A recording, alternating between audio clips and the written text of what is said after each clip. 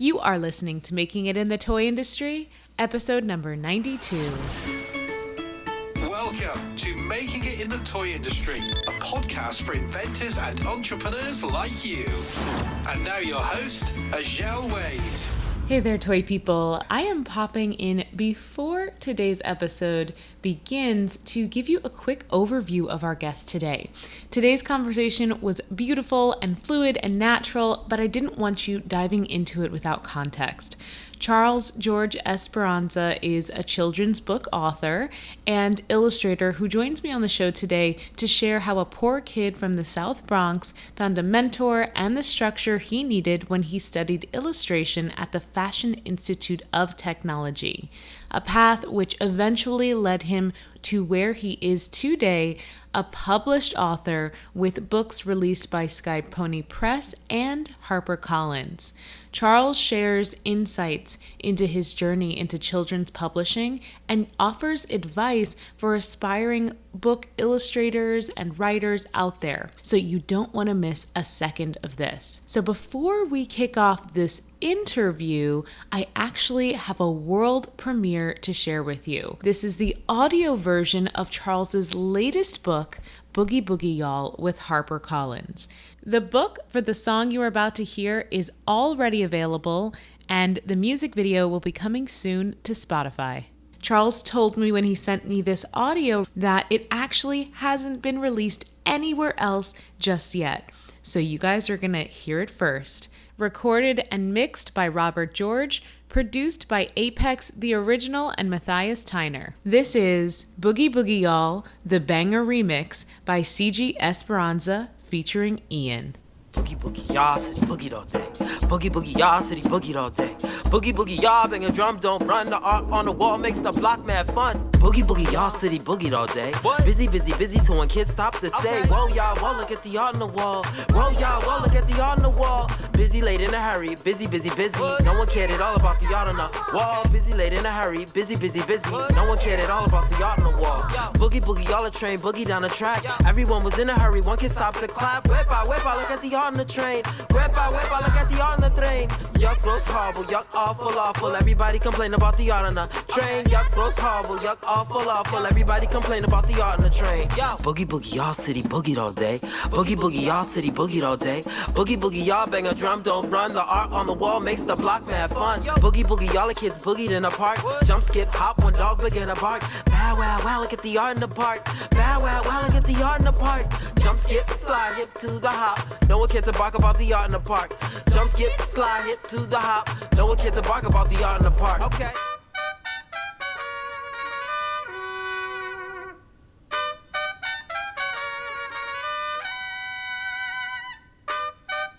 Coco, mango, cherry. Coco, mango, cherry. Get your icy here. What flavor you want?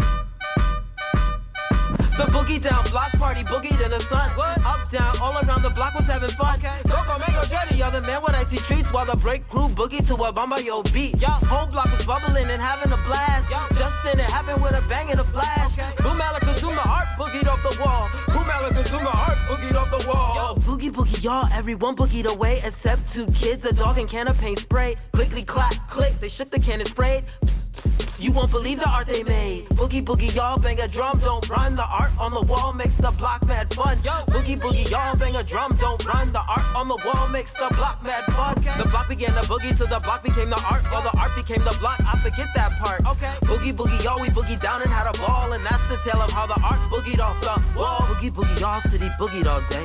Boogie boogie y'all city boogied all day. Okay. Boogie boogie y'all bang a drum, don't run. The art on the wall makes the block mad fun. Yo. Boogie boogie y'all city boogied all day. Yo. Boogie boogie y'all city boogied all day. Yo. Boogie boogie y'all bang a drum, don't run. The art on the wall makes the block mad fun.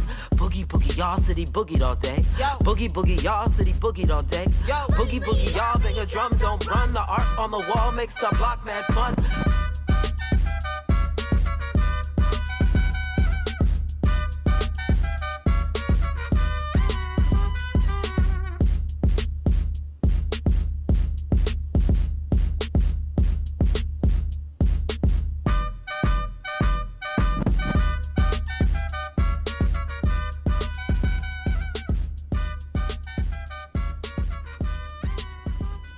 Hey there, toy people! Ajel Wade here, and welcome back to another episode of the Toy Coach Podcast, Making It in the Toy Industry. This is a weekly podcast brought to you by thetoycoach.com. I've got a friend on the podcast today. I should say a friend of my boyfriend, Christian, truly. He was his friend first, but he's my friend now. And I'm going to introduce you to Charles Esperanza. But first, let me start with his incredible bio. Okay, let's get into this bio. Born the second of 6 cool kids, the South Bronx is where he first opened his eyelids. A land shrouded in bright-colored decay, the birthplace of graffiti and the hip-hop DJ. He paints fantasy worlds of elephants and castles too. Accompanying this wonder is some whimsical truth. Charles has a voice that is seldom heard, a fusion of jazz, distorted guitars, and chirping birds. Author and illustrator of Red, Yellow, Blue, and a Dash of White 2, released by Sky Pony Press, and Boogie Boogie Y'all with Harper Collins. Welcome to the show, Charles Esperanza. Thank you so much for that amazing intro, Ajel. I'm so happy to be here. I'm so happy to be here with all of you amazing toy people as well. And I always have fun talking to Ajel, so this is going to be the same as always, I'm sure. Yeah, I hope we dive into it. We have the hard conversations we normally have when we're hanging out. So hopefully, Definitely. hopefully it'll be good. Charles, I want to start from the back because who you are today is impressive. But let's start from who you were when you were first starting out your career. What did you want to be, and where did you think life was going to take you in that? So, ever since I can remember, I wanted to be, a comic book artist, an artist of some sort. I used to make my own comic books, and, I would have my own stapler, and me being able to staple my comic pages together was like the biggest breakthrough to me because now they actually kind of look like real comic books. So ever since then, I was like, I need to make books. This needs to be my thing. And I have I originally went to college wanting to be a Pixar animator, and then I realized that it was very tedious and boring work. What? And the real work, the real creators were the picture book people, the people who are making the ideas, drawing, and not having so many voices in their head. So I'm glad that as a picture book illustrator, I get to just come up with my own stuff, and only my editor can say no to me, and she barely ever says no. So So I have to say, like, when I see you doing what you're doing, it seems so very entrepreneurial. Like you chose it. I mean, it seems from the outside perspective, like you chose the hardest path possible to be an artist. Is that a fair assumption? What would you say?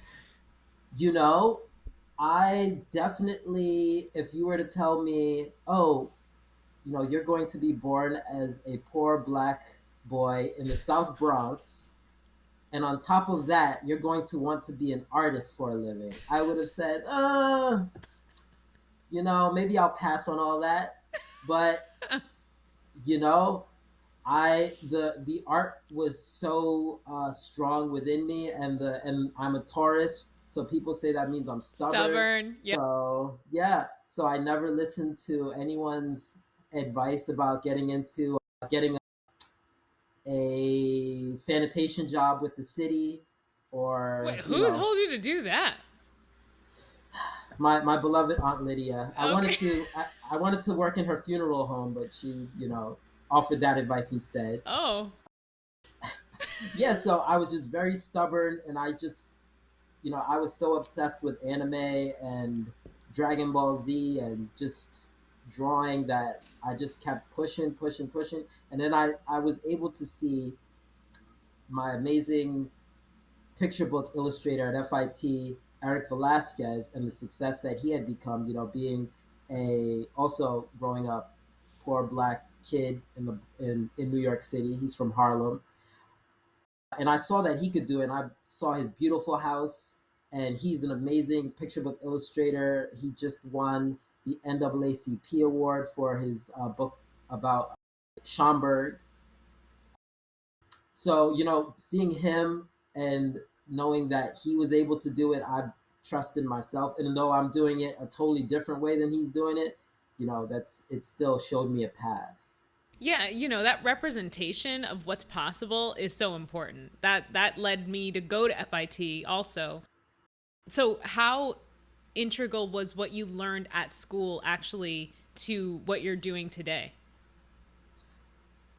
I mean, they definitely taught me everything there. I was afraid to paint when I first went in. I was just using markers and colored pencils and those kinds Wow. of things. And they forced me to paint. And I didn't want to do it, but I'm so happy I did. And then they forced me to use oil paint, which my new book, Boogie Boogie All, is done all in oil paints. Eric Velasquez taught me to work from reference and all these things that I would have never, thought of doing if I didn't have the structure that FIT gave me. It's a little different now. I feel like when I was growing up, the internet wasn't as popping as it was, 2004, 2005, when I was coming out of high school. I feel like right now, kids probably could just jump on YouTube and get some awesome tutorials. They can find a whole community without college. But back when I was coming up, FIT was, I'm happy I went there. And I have a community of friends that led to me meeting you. So, Yeah, no, that's true. That's true. And the hard part with the online education is the focus, right? Like at least when you're in school, it kind of puts you on a track. So when you start searching on YouTube, it's a bottomless pit. You could start researching how to oil paint and end up watching a cat video. Like it's just, it's not a clear path. So when you saw Eric Velasquez and you saw what he was doing, do you remember the moment that it kind of clicked and your Taurus mind went super stubborn, like that's what I'm going to do, no other questions asked? yeah, so I mean, most of my life I always felt like picture books were, Dr. Seuss. Dr. Seuss is, awesome when he's not racist.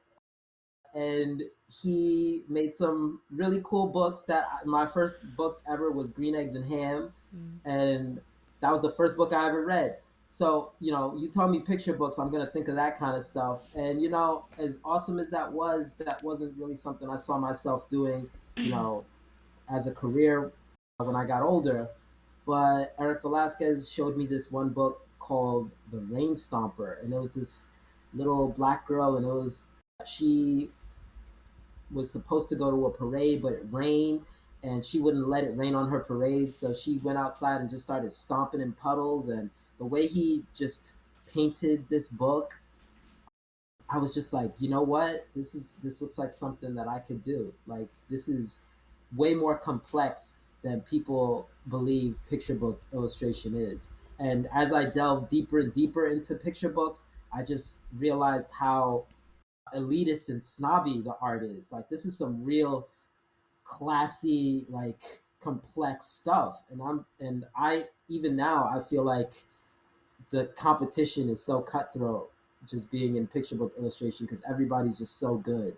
So yeah. Okay, I'm sorry. I'm realizing we're going to have to go back a little bit cuz I'm so comfortable with you that I did not address any of your look today. And I feel like the people watching this video are going to be like, "What is going on here?" So please, who are you wearing? So today I'm wearing this blue jacket that I bought for my first ever picture book read along back in 2005, and it kind of looks similar to the jacket that my character wears in my first ever book, Red, Yellow, Blue, Oh, that's except I'm wearing cool. a blue version of it.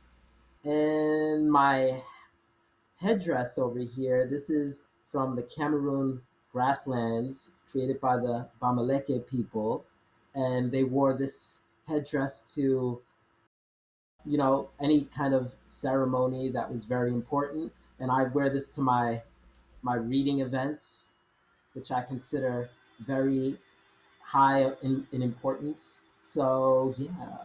And this over here is a painting of my cover for the book Boogie Boogie Y'all. And this doll you've got sitting in between you both? And this is Radia. She Uh-huh. is named after the Basquiat painting Radiant Child. And she is adorned in all Basquiat paintings, as you can see here. And you Ooh. see, yeah, she has Basquiat's crown as well. And Mattel released her? Yes, this is Yeah. an official Mattel release. Love it. Love it. Love it. Yeah, it's my Okay. favorite. Thank you. I'm sorry. I had to cut off your story a bit there, but I realized we didn't explain the visuals and we really needed to dive into the visuals of what's going on here. Okay. Well, I was just waiting, so I'm Yeah. happy you noticed. Yeah. So, okay. So you go to school, you go to FIT, you had big dreams, you were told to be a garbage man, but you were like, no, I see some people out here doing big things. I'm going to do big things too. I'm going to join this elitist society of picture book creators. That's what I'm going to do. So what happened? How did you get your first big break? And if you could bring that book back up on the screen to create Red, Yellow, Blue, how did you get that first big break? What led to that? So, what led to this, I'm going to say, you know, luck is preparation meets opportunity. Luck is preparation meets opportunity, right? Yeah. I had been preparing to be a picture book illustrator since I graduated in 2010 from FIT. You know, I was getting rejection after rejection. I didn't really know what I wanted my style to be.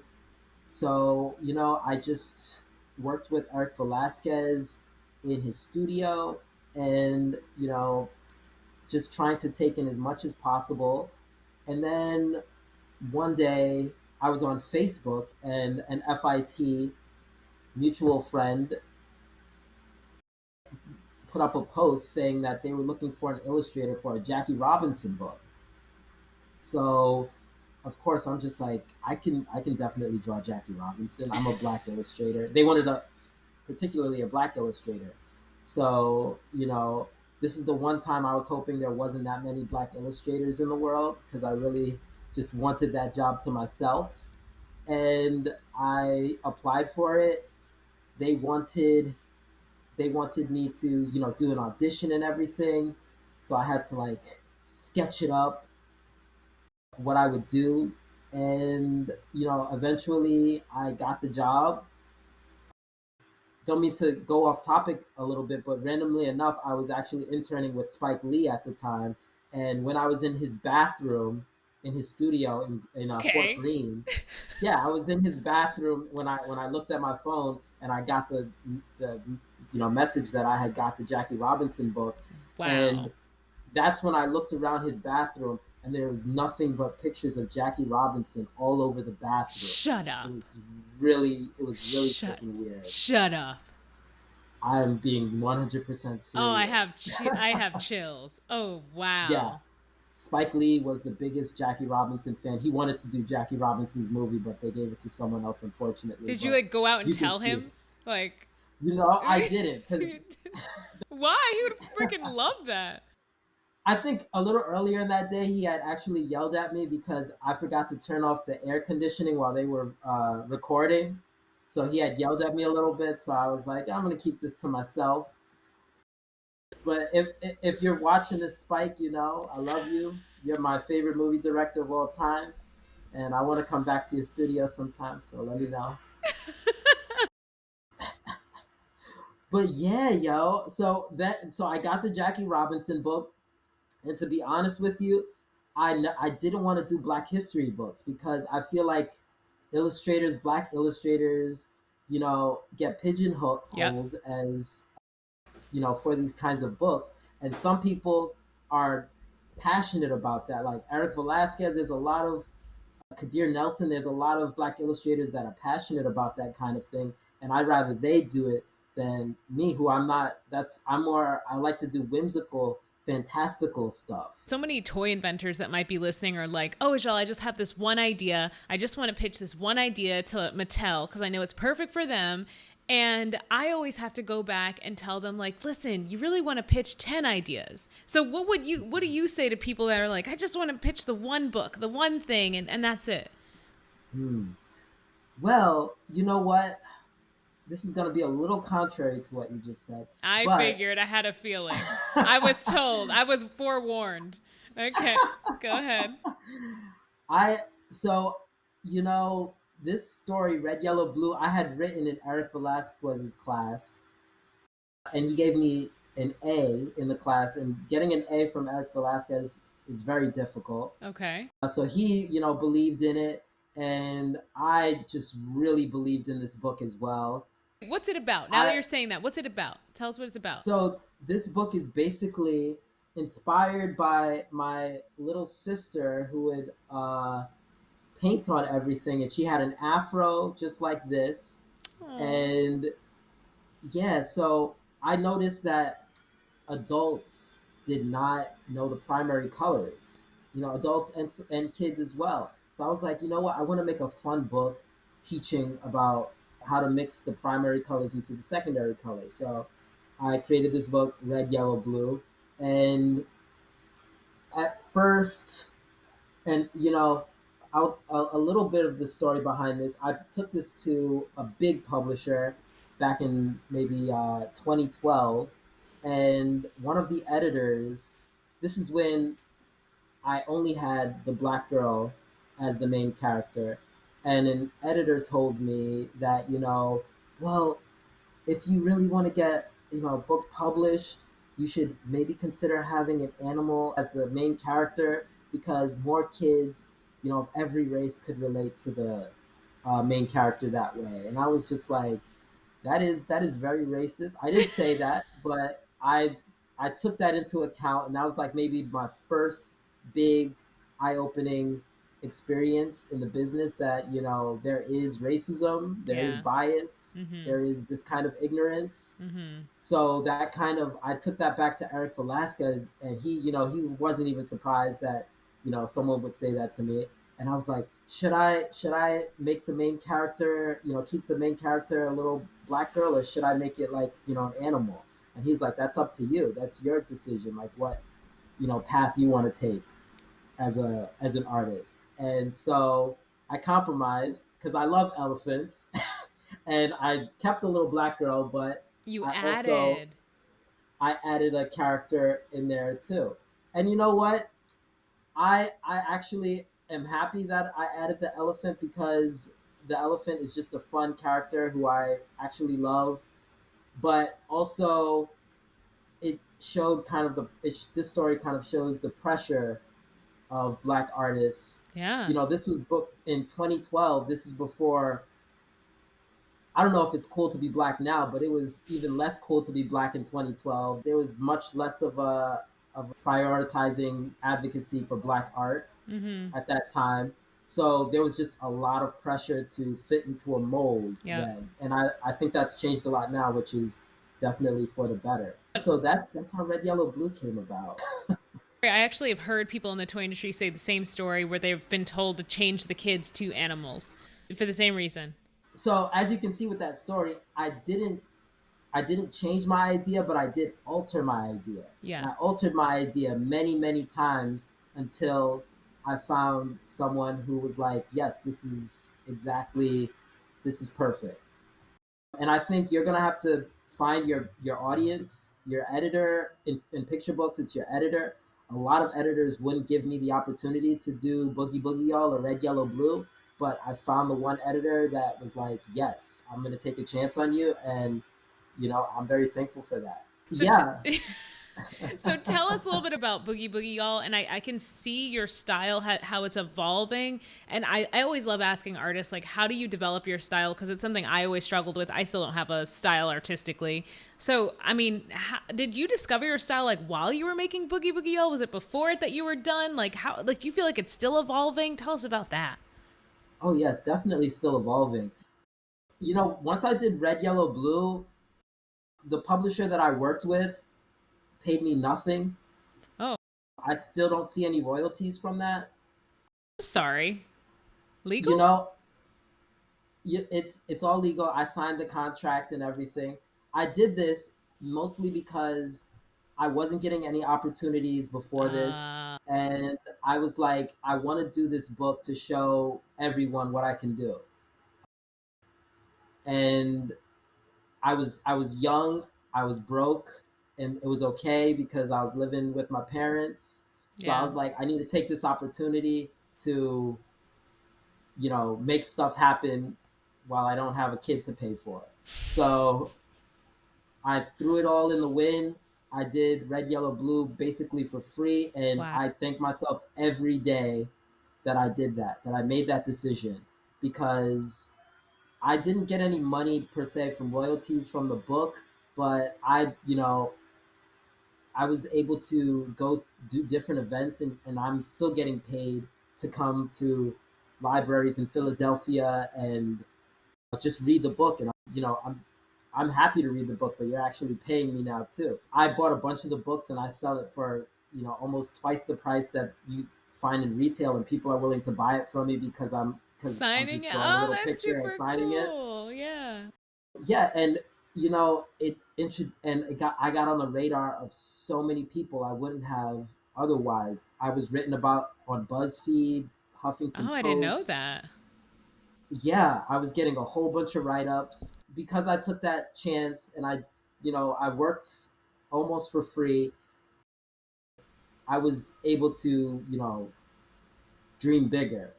Though I will say there still was a lot of pushback from the publishing industry, because I was trying to get an agent, and one agent that I met, a white woman, was like, your art is too artsy. It looks like it should be in a museum. It's not for kids. And I would be like, What? People are trying to dumb what? down kids. Yeah, and Yeah. especially in this day and age Yeah. where what kids like and what adults like the lines are more blurred now than I think ever before in Uh-huh. history. Uh-huh. So I was just like, I took the criticism, but I did not, I didn't change. I Mm-hmm. just, the stubbornness comes back into Yeah, yeah. play. Taurus I'm is like, back in no, action. if I like it, I'm going to keep doing it that way. Well, because like when you love something, the love comes out when you execute it. And in order to make it, you're gonna have to be able to be like to just not stop, to be resilient, to just keep going. And if you don't love it, you're not going to do that. So you can't always change who you are just to fit the mold, because it'll show, you know? Certainly, yeah, it'll be inauthentic, and that's the Yeah. one thing that I would never want my art to come across as, is inauthentic, or I'm trying to portray something that I'm not. So, Okay, I want you to have time to talk about Boogie Boogie Y'all. So let's talk about this ridiculously amazing book that you got an opportunity to have a book published with Harper Collins, first of all. mhm. I want to hear a little bit about that story. And then Yeah. you illustrated this beautiful book and created a song to go with it. And I mean, there's a lot to dive into here. So, how did this even start? Tell me about the phone call. What happened? After I did Red, Yellow, Blue, I was like, all right, y'all see what I can do now. You see my article in the Huffington Post. You see me in BuzzFeed. Y'all Yeah. see. You see me in BuzzFeed. So, yeah, you see me in BuzzFeed. So, like, where's the money now? Let's go. Where's the. And you know what? Huffington Post, all of the read alouds that were going up on YouTube, librarians reading my book, I was getting a lot of love. Agents were like, "No, no, we still don't believe that it's a viable style. We don't think that you're marketable." That was one of the things I was told, is Oh, I'm and not then like what marketable. happened? Oh my. Yeah, so I was just like, I was ready to give up. Oh, you're marketable now. Yeah, so I was like, you know what? I need to not be broke anymore. Let me find out what else I'm passionate about that I can do. Oh, really? So yeah, so then I got into education. I went back to an art school in the Bronx that I did my first painting at. This is like the first try at painting. It was called the Bronx River Art Center. And so I called them up and I was like, do you need an art teacher? Like, I have a BFA in illustration from FIT. I went there as a kid in the year 2000, 2001. They put me in uh, they put me in a high school to do after school programs, and it was a challenge getting Bronx kids in the Bronx excited about painting and art. Sometimes can be super challenging because it was a basketball school as well. I found the art nerds here and there. I'd roam the hallways with my flyers, and I'd be like, "Hey, you like art? Do you wanna learn to paint?" And they'd be like, "What are you? What are you?" And I was like, "I did this book, Red, Yellow, Blue, and a dash of white too." And they'd be like, "Oh, that's cool." From there, I went to much better organizations like Dream Yard in the Bronx, an amazing arts organization. I went to Groundswell. I learned to paint murals. I didn't see it as something I had to do. I was like, what else am I passionate about? Oh, okay, right, right, And right. I thought that this was something, that I could do, that I could be proud of. I didn't want a job that I would just be waking up in the morning, just, Yeah, slaving away to get money. I wanted to yeah. do something I was positive about. So I went into education, and even as successful You're picture book illust- successful. a picture book illustrator, I'm still in education, and I won't give it up because it's actually very fulfilling. And Boogie Boogie Y'all came from me hanging out with Bronx kids and painting murals and actually being forced to spend time in my home borough of the Bronx because all my friends lived in Brooklyn and Queens. So me having to be and work in the Bronx, I had to learn about the art scene that was going on here. I had to go to the Museum. I had to learn about the graffiti scene that was going on and the local artists that were around here. So if I wasn't forced to find something else besides picture book illustration, Boogie Boogie All wouldn't exist because that detour made me even better. So I'm very happy for that. So, what is Boogie Boogie all about? Well, I teach at a community center near Fordham Road, and I noticed an amazing graffiti piece outside of our community center. I took a picture of it and I brought it in. I put it on the screen in class, and the kids were like, "Whoa!" And I was like, "Isn't that cool?" They were like, "Yeah, that's so awesome. Did you see that in like a museum or something?" I was like, "What are you talking about? This is like across the street. Like, did you not see this on the way coming in? Like, it was new at the time." So I'm like, y'all definitely should have noticed this. And then I that kind of made me realize like kids didn't really, you know, take a look at their surroundings and like Yeah. pay attention to uh, the art on the wall. So I was just like,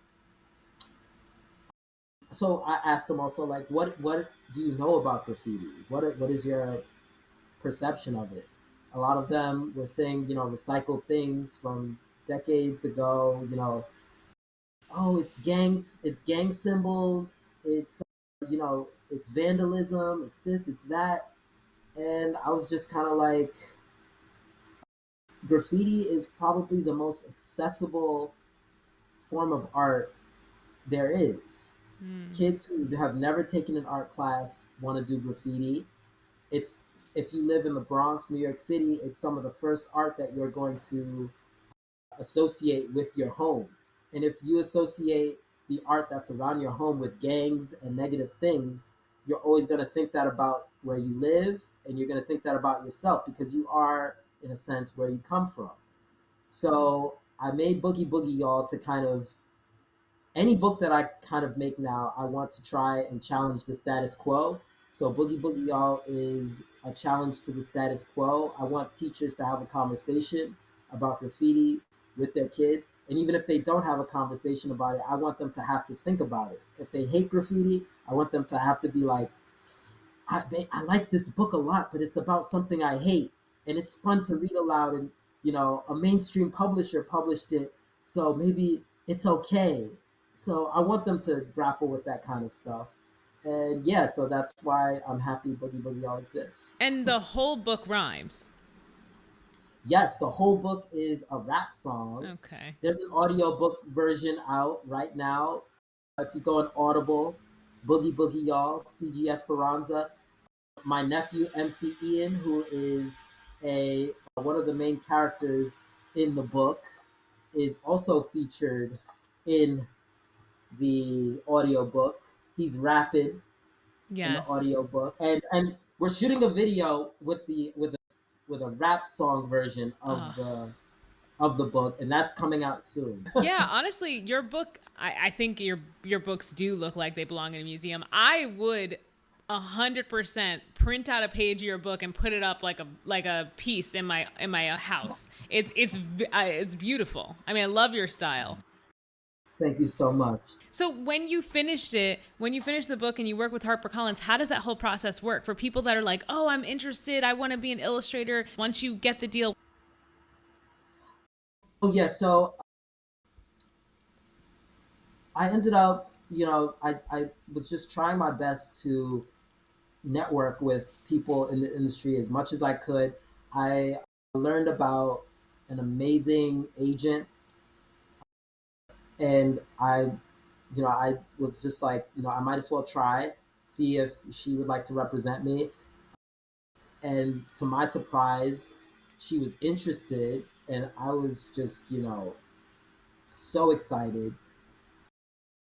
And then she came to see me at the Bronx Book Festival. I performed there for the first annual Bronx Book Festival.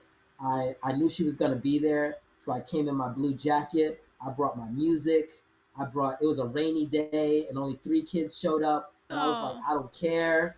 I'm gonna come 100% me. I'm gonna give those 3 kids the best show ever. I came with my drums, everything, and yeah, it it turned out I had a blast. Marietta was there, and she's my agent, and she was just like, "We need to work together." I'm so excited. I was just like super happy about that, and also I got photographed for the New York Times too that day too. So Wow. you know, always come your best because you never know. Even if it's a rainy day and only 3 kids show up, New York Times and an agent might be there. So. Oh my. Yeah, I'm sure that happens to everybody. Okay, so you got the deal. You start working on the book. You're working on it for 2 years too long. And then it comes out. And what happens next? Like when it comes out, you started making some promo materials. They made promo materials, right? Like, what's that process like? Yeah, so when I was at Sky Pony, that was a really really small publisher, and they almost put no promotion into my book. So They put no promo behind they it. put no money into my promotion, but good work will be seen. They Huffington Post still saw it, BuzzFeed still saw it, and so because I worked with this publisher that didn't really promote me, I had to learn to promote myself. I had to learn to print out stickers, go to events, and pass out flyers, and just anything I could do to promote myself. So now I'm with Harper Collins, one of the top 5 publishers in the world. I think maybe top 3 now, top 2, because they're Wow. all Okay. merging. So now that I'm working with them, they put tons and tons of money into promotion. They made an animation of my book. They're just like, I saw that. yeah. It's amazing. So anything I need, they put me on a nationwide radio and TV tour. So What? if you Google CG Esperanza Boogie Boogie Y'all, you'll see iHeartRadio interviews, different radio When did you do stations, this? and this was like uh, August 10th, the day the book came out. So the interviews are sprinkled all over the internet now, and that was my Oh my PR person, who's like amazing. Like she was on it. You got a So PR person? yeah, Harper Collins doesn't play. Wow. So I was super happy about that, but then I still have this mentality like, Charles, you need to promote yourself. Yeah, yeah, yeah. So what'd you do? So I do some stuff, and sometimes they're like, Charles, you don't need to do that. We don't we're good. But still, I'm like, no, I need to put my own vision on my promotion too. So this music video I'm coming out with is totally a Charles George Esperanza thing. Live action? It is live action. My nephew Ian, MC Ian, will be starring in the video as well as some other stars. So we'll see. If you need anyone else, you know. Yo, you have amazing dance moves, so Oh, we're right. definitely gonna need I a remember you were dancer. trying to get me in there to dance, right? I forgot about that. Yes. Okay. Well, okay. I do want to ask before we wrap up. I feel like this is a great teaching moment for you. You might be caught off guard, but it's okay. You can take time to think. Where do you get your ideas for self-promotion? Because you came up with this rap song. It's such a good idea. You said you went and handed out postcards when you did Red, Yellow, Blue. You come all dressed to the nines, which I think is a part of your whole, you're driving a persona so people want to come to your speaking engagements. But where do you get these ideas for somebody that needs to do self?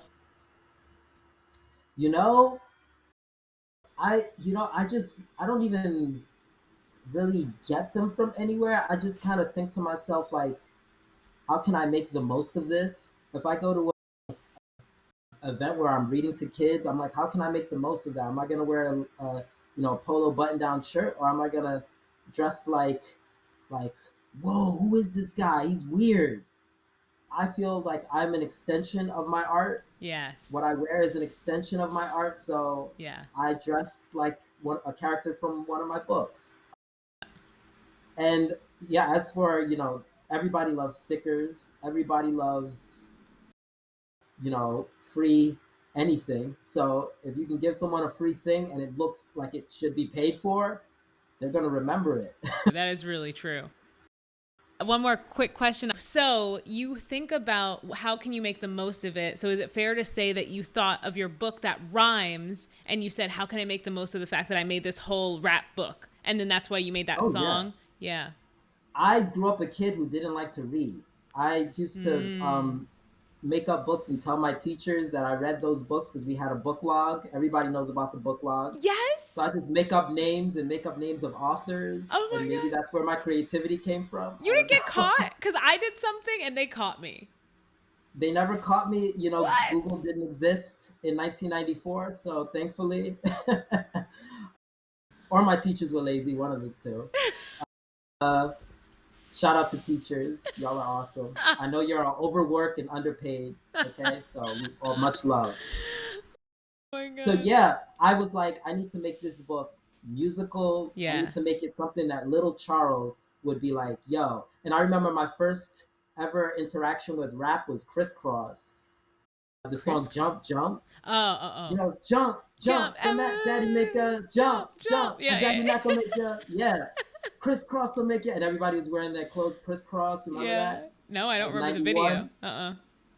Definitely watched the video. remember the video. That blew my. I remember show and tell. I would always bring in a vinyl for "We Are the World" because that was my favorite song. Yeah. And one kid brought in the crisscross tape, and I never listened to "We Are the World" again after that. I broke it in half, threw it out. I was like, "This is my new jam." And a couple years later, I made Boogie Boogie Y'all. Wow. I love it. I hope everyone listening, this is the toy coach telling you that you need to go out there and buy Boogie Boogie Y'all. We'll put all the links in the show notes. But Charles, tell me, what else is coming up for you? Like, what you going to do next? How many more books you got in the... Well, I'm working on a book now that's about sneakers, and I don't want to spoil the surprise, but there's a lot of sneakers in it. And it also has to do with destigmatizing something in the Black and brown community. Not too overtly, but it's in there. And I think this is probably the best thing I ever wrote. Whoa. So really? Yeah, I actually think it's the best thing I ever wrote. So I'm really excited. It's coming out in 2023. And then more recently, I have Soul Food Sunday, a book I didn't write, but I illustrated. Oh, yeah. And that book is coming out in November, this November, just in time for Thanksgiving. And it's written by Winsome Bingham, an amazing author. And yeah, so that one, look out for that one, Abrams Books. Yeah, give me all the links. We'll put all those links in the show notes. Are you going to oil paint this next book? You know what? I'm thinking of trying out acrylics just so I can get faster. You know, it's Yeah. always evolving. So before we go, is there anything else that you want to say, Charles? Yeah, there's one more thing I want to say. What? If you got a toy idea, let her know. Don't skip it and don't let go. Build it up with the toy coach. Decipher the Rubik's Cube. Simon Says follow your dreams. Slip and slide into success. Easy bake it, top it with cream. Don't be a potato head. Your dream house awaits. See your name in bright lights like light bright. It's fate. Bop it, twist it, pull it, pass it. Take a new approach. Holler at Ajel Wade, aka the toy coach. Wow! I cannot believe you did that. What? Oh my, thank you. That was awesome. You're very welcome. You're wow. very welcome. I'm going to need an in-person reading because I know you're coming over for a game night. So, wow, that was awesome. Thank you so much. I had to freestyle a little thing for you. Oh my God, that was awesome. Okay, wow. Shouldn't even say anything else, actually. Thank you so much for this amazing conversation and this visual treat that you really brought to us today. I was trying to outshine you, but I don't know if I did or not. I think you did. Anybody listening, the full video is for my podcast Insiders Club members, and I think you're going to want this one. Thanks so much for coming on the show today. It was a pleasure having you. Where can people connect with you? I am CG Esperanza on all social media platforms. That's CG Esperanza. You can see the spelling there. Yep. And my book, my book Boogie Boogie Y'all, is in stores everywhere. Everywhere. Buy from a Black-owned bookstore. Okay. Like a Lit Bar. Okay. Yeah. Thank you. Have a wonderful rest of your day. I'll see you later, Charles. You too. Take care. Catch you later. Bye. Before I dive into my summary of today's episode, I've got to give a listener shout out to Andrew Darlow. Andrew says, a must listen for anyone in the toy biz. It's difficult to put into words how much I've learned and how much I've been inspired by Ajel and her guests. As a product developer / inventor who aspires to create and license my toy ideas, this podcast is filled with supportive ideas and people who are either where I'd like to be or who regularly work with inventors. Andrew, thank you so much for your wonderful review. I appreciate you, and I'm so happy to have you as a student now inside of Toy Creators Academy. Let's dive into the conclusion of today's episode. The number one takeaway I want you to pull from today's talk with Charles, with CG Esperanza, is that success is not a straight line. There are twists, turns, even roadblocks along the way, and it's okay to take a step off of your desired path that you think will lead you straight to success, to take a little detour whenever there might be a roadblock and not be afraid to hop back on that path when the way clears up. Much like Charles did after creating Red, Yellow, Blue, and a dash of white too, when he couldn't land another book deal, he actually turned to teaching art. He turned to education, something he could believe in and be proud of. Now that detour wasn't the end of his journey, so a detour for you doesn't mean the end of your toy journey either, my friends. In fact, oftentimes that detour can enrich you and your journey and inspire the next step on your desired toy path, much like how teaching an art class to kids in the Bronx inspired Charles's latest book, Boogie Boogie Y'all. Now, your action item for next week is this. Go buy my friend's book. You can grab the link to buy your own copy of Boogie Boogie Y'all by heading over to thetoycoach.com/92. And if you love it, leave a positive review, okay? Now, as always, thank you so much for spending time with me today. I know your time is extremely valuable, and there are a ton of podcasts out there, so it means the world to me that you tune into this one. Until next week, I'll see you later, toy people. Thanks for listening to Making It in the Toy Industry podcast with Ajel Wade. Head over to thetoycoach.com for more information, tips, and advice.